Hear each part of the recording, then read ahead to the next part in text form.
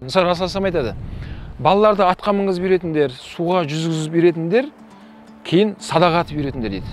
Қараңыз. Енді ата-бабаларымыз атқа мініп, ол атты адамға не береді екен? Жігіттік кәдімгі жігер береді екен да. Аттың үстіне мінген кезде кәдімгідей анау өзінің жігіт екенін сезініп, батырлық адамға пайда болады. Сондай нәрсе ол. Рух береді.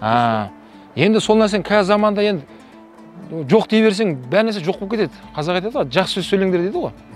Жарайды, қалалық жер болса да, бірақ атқа мінетін орындар бар ғой.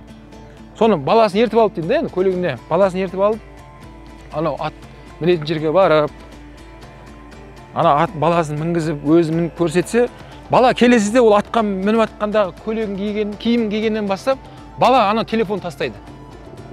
Ол сөзсіз, ол без комментарий. Ол бала, балам телефоныңды қарай берсен.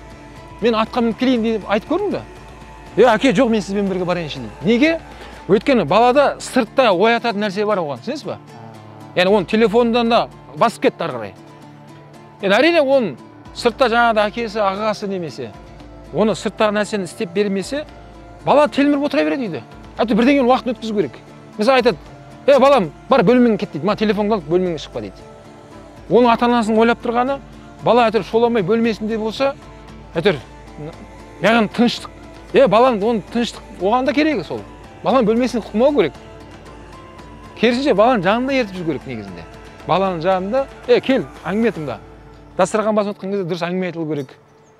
Дастархан басында жаңағыда қызықтыратын, әке ретінде өзінің спортқа қатысты, бала кезінде қалай ләңгін теуіп, ана ләңгін теуіп алмай қалсаң, мысалы екеуміз ойнайтын болсақ, кезекпен ойнаймыз ғой. Мысалы мен өз мынау бар, мынау люряңымыз бар, мынау бар, мынау сақа дейтін мынау бар. Алдына не қойып алып теуіп отырасың да. Қайсынан жеңіліп қалса, мен сізге не беріп отырамын? Малай деп айтатын, малай беремін сізге. Сізге малай берген кезде, сіз ананы тебесің, ана әкені танып тұр, жағы ұшады ләңгі. Жүгіріп алып кеп беремін мен оны.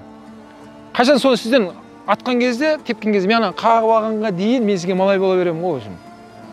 Енді сізге күніге малай бола беру, маған былай шыққан кезде ол орысша айтқан кезде западлы ғой.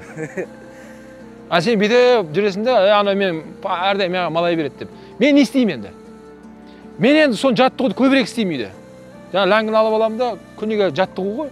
Қарап отырсақ, соның бәрі денсаулыққа, мен дене бойымда қан жүгіруіне, дұрыс тамақтануыма алып келетін нәрсе екен де оның бәрі. Көрдіңіз ба?